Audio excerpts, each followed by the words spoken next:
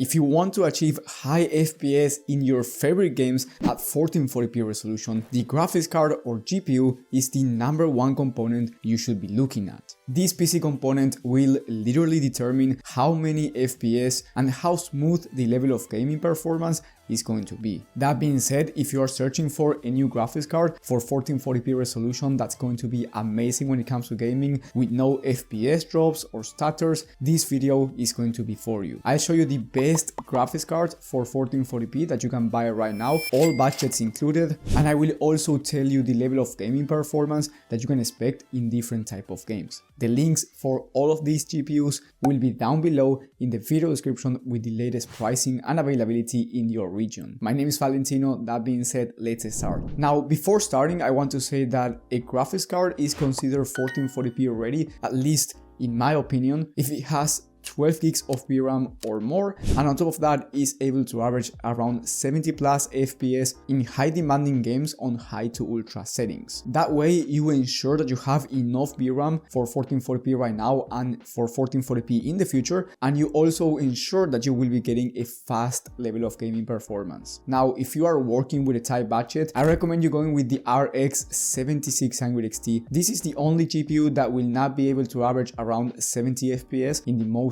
high demanding games on ultra settings, but I mean you will be able to average around 65 plus FPS, and honestly for the price is actually a really good option. So if you don't want to spend anything over 300 bucks on a GPU but you still want to get a good level of gaming performance in most games at 1440p, this is the graphics card I would pick. It has 16 gigs of VRAM, so it's also pretty decent for content creation and productivity work depending on the exact program.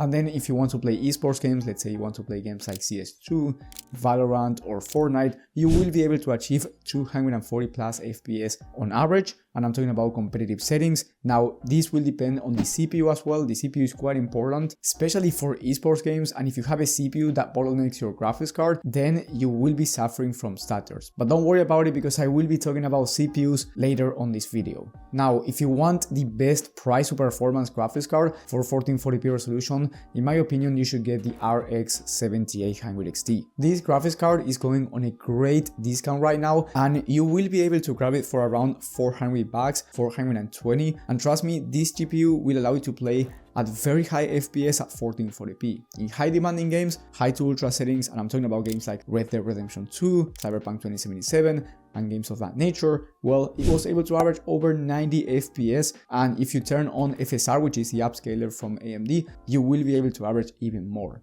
And then when it comes to esports games, you will be able to average 360 plus FPS in most games, competitive settings, once again, depending on your CPU. So if you want faster performance than the budget option, but you also don't want to spend over 500 bucks, this is going to be the sweet spot. And in my opinion, as I said before, the best value 1440p GPU by the time of filming. And also keep in mind that the prices might be different when you're watching this video, so I do recommend you checking the latest prices and availability from the links down below. Now, if you want an upper mid-range graphics card, meaning that you want even faster performance and a better graphics card overall, I recommend you getting the RTX 4070 Super. This GPU will be faster than the 7800 XT. In fact, you can expect around 100 plus FPS in high demanding games and over 360 plus FPS in esports games, depending on the exact game settings and your CPU. Possibly even 400 plus FPS, so you can easily fit a 480Hz monitor in games like Valorant or CS2. Now, the reason why this graphics card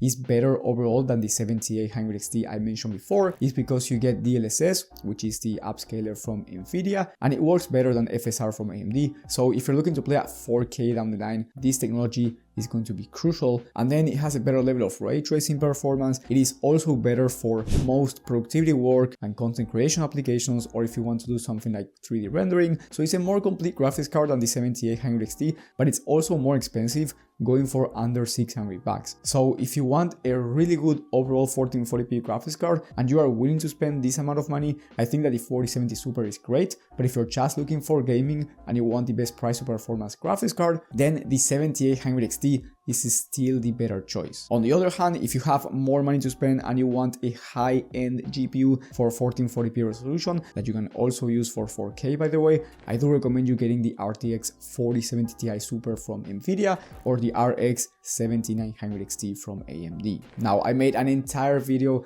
talking about the differences between these two and which one you should get for your budget and needs. So if you want to see a more in-depth comparison, you can go ahead and watch that video. You can find it in the top right corner of the screen. But basically, long story short, both graphics cards will be ideal for 1440p high to ultra settings in high demanding games. In fact, you can expect 120 plus FPS on average, so really good performance. And then if you want to play esports games, you can once again expect 480 plus FPS, possibly 540 plus FPS, depending on the game and depending on the settings, and of course depending on your CPU as well, which I didn't forget. I will be talking about the CPUs in just a second. Now, the 4070 Ti Super is the better graphics card overall. For the same reasons I mentioned before, you get the Nvidia technologies, and some people really value that, especially when it comes to content creation and 3D rendering. Now, in terms of pure value, the 7900 XT is cheaper and will provide you with the same level of gaming performance. So if you're not going to be turning on any upscaler technology or ray tracing, both are going to be very similar on average, and the 7900 XT is about $100 to $150 cheaper. But keep in mind that as of right now, by the time of filming, the 7900 XT is out of stock almost everywhere. So the only choice here will be the 4070 Ti Super if you can't find the 7900 XT in stock,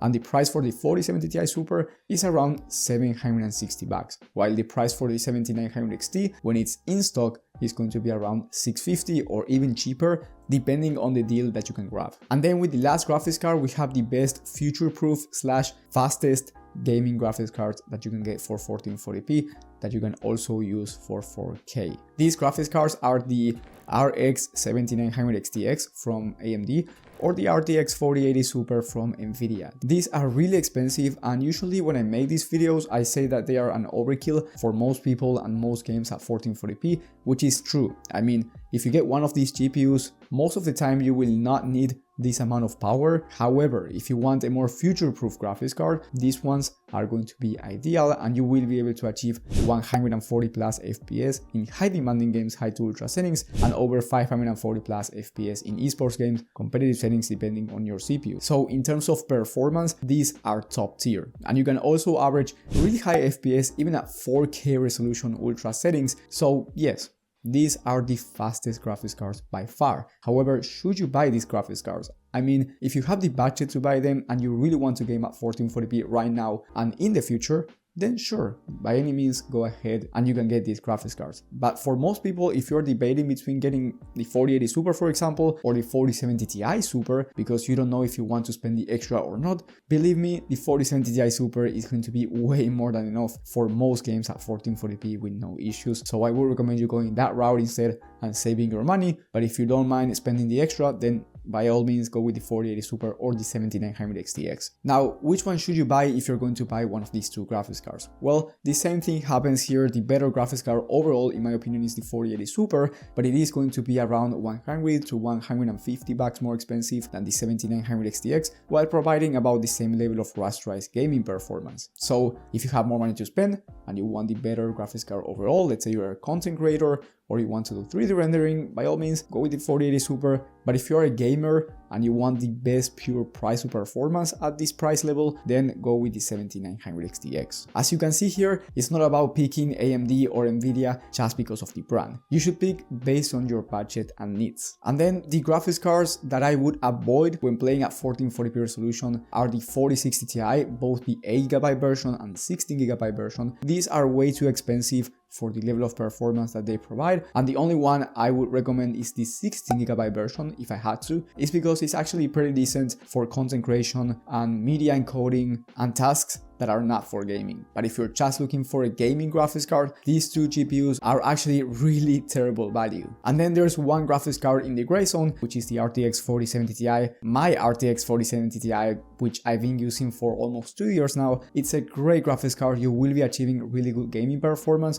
but it goes for $700 and it has 12 gigs of VRAM, which I do not love at this price point. So if you're about to buy a 4070 Ti, just think about it, because for $40 or $50 more by the time of filming, you can get the 4070 Ti Super, which is a much better option in my opinion, with those 16 gigs of VRAM instead. However, if you find a good deal on the 4070 Ti, let's say you can get it for around $500 to $600, then it might actually be a really good deal and the graphics card itself is amazing. That's why it's in the gray zone. Now, even after you buy one of the graphics cards that I recommended today, which are amazing for 1440p, if you don't have the right CPU, as I said before, you will be bottlenecking your graphics card, and worst case scenario, you still get stutters and FPS drops, which is what you want to avoid. Now, this will not happen to you because I have the solution to this problem. Down in the description, for every graphics card, you will find the best value CPU to pair with each GPU. So for example, let's say you want to buy the RX 7800 XT from this video, you will find the perfect CPU to pair with that graphics card